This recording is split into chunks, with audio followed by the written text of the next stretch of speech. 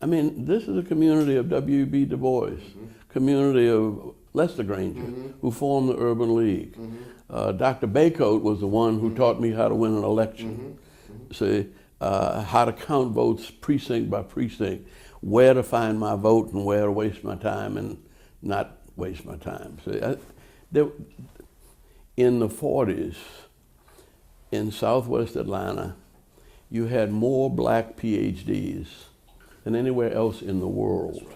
See, as I say, I chased Martin Luther King's dream for 50 years after his death. And what has happened is the world has moved beyond the simple, well, it didn't.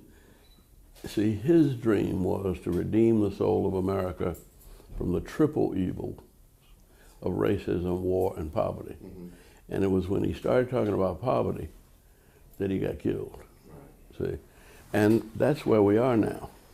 But the kids still think everything is racial. And so why that's important to me is I grew up in a white neighborhood predominantly.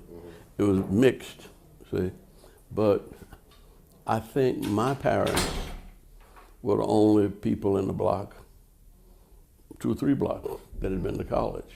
See? And so they never let me feel like I was a victim. Right. That I'm supposed to help people, right, including those people. And my daddy took me in at 4 years old and took me to see Jesse Owens in the 1936 Olympics. And said, look, now Hitler says that white is right, that white is supreme, and when Jesse wins, he's going to prove that that's not altogether true. And so when Jesse won the first race, Hitler and his stormtroopers, instead of giving him the medal, stormed out and left. And he said, I'm 4 years old, just kindergarten. You see, if Jesse had gotten upset, he might not have won the next 3 medals. See, he broke 3 more world records, see, by being calm. And he said, you're small. My daddy was 5'4". He said, you might make 5'8". He said, so you're never gonna be able to beat up everybody.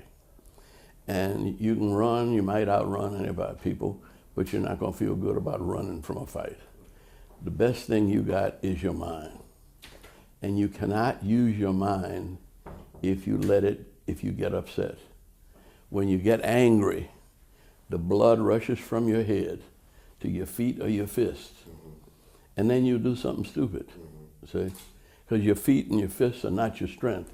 Your mind is your strength. So don't ever get mad. Don't get mad, get smart. And then that was Joe Louis' time, see? So he used to box, and he'd tap me on the face. And if I was moving in the wrong direction or lost my temper and swung at him, he knocked the hell out of me. He said, see, you lose your temper and you lose your head. Even for a minute, you cannot lose your temper, see?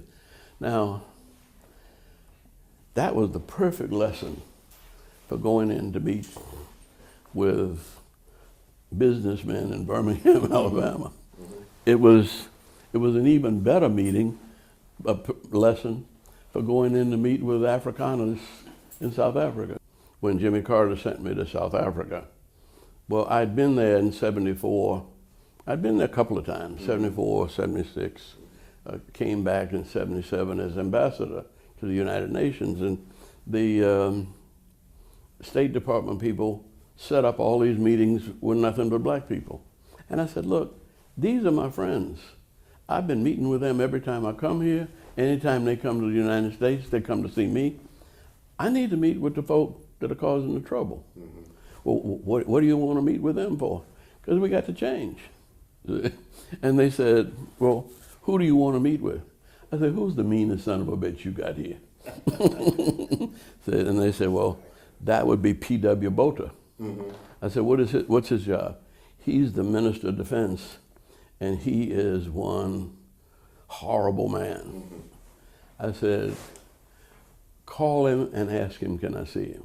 Tell him I will meet him anywhere, under any circumstances, and I'll come by myself. I don't need any guards, or, you know. And so he let me come. And he revealed in a half hour what the problems were. The first thing he said was, you were in Congress. I said, yes, sir. Why did white people vote for you? And I said, well, the district was about 38% black. I said, but one day it might be majority black. I said, that's an interesting district because they voted for me when it was majority white.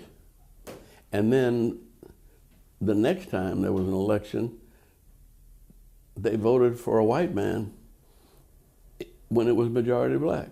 He said, how much in a marriage you have? I said, really?